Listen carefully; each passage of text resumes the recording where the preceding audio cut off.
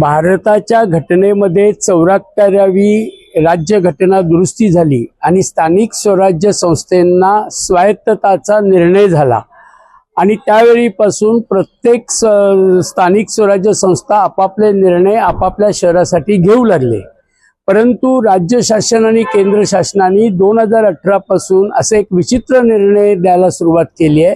एखादी कंपनी ठरवतात आणि त्या कंपनी बरोबर ॲग्रीमेंट करा आणि ते कंपल्सरी आहे अशा प्रकारचा आदेश काढतात। तो आदेश कुठल्याही महानगरपालिका अधिनियमाच्या आधारित असत नाही आणि इथे आयुक्त मग तो आदेश मान्य करण्यासाठी या स्थानिक स्वराज्य संस्थेच्या बॉडीला गळ घालतात।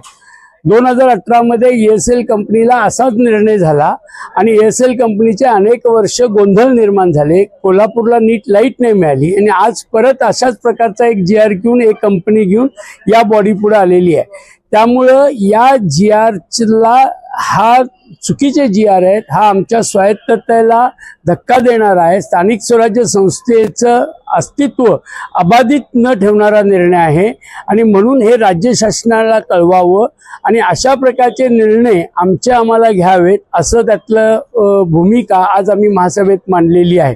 याचबरोबर आता म्हणजे तो GR आता फक्त खाली येणे बाकी आहे।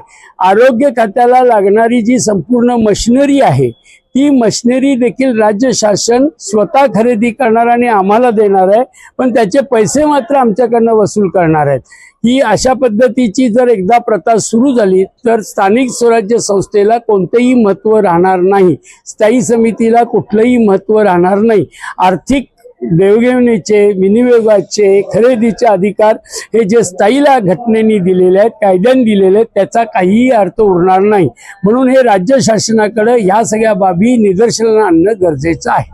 हे सगळ्या लोकांनी मिळून राज्य शासनाकडे हे प्रेझेंटेशन करायचं ठरलेलं आहे। ते लवकरच आम्ही 2 दिवसात ठराव करून प्रेझेंटेशन करू। अगदी जर यावर राज्य शासन नाही केलं तर याला आम्हाला हायकोर्टात जाण्याशिवाय पर्याय राहणार नाही।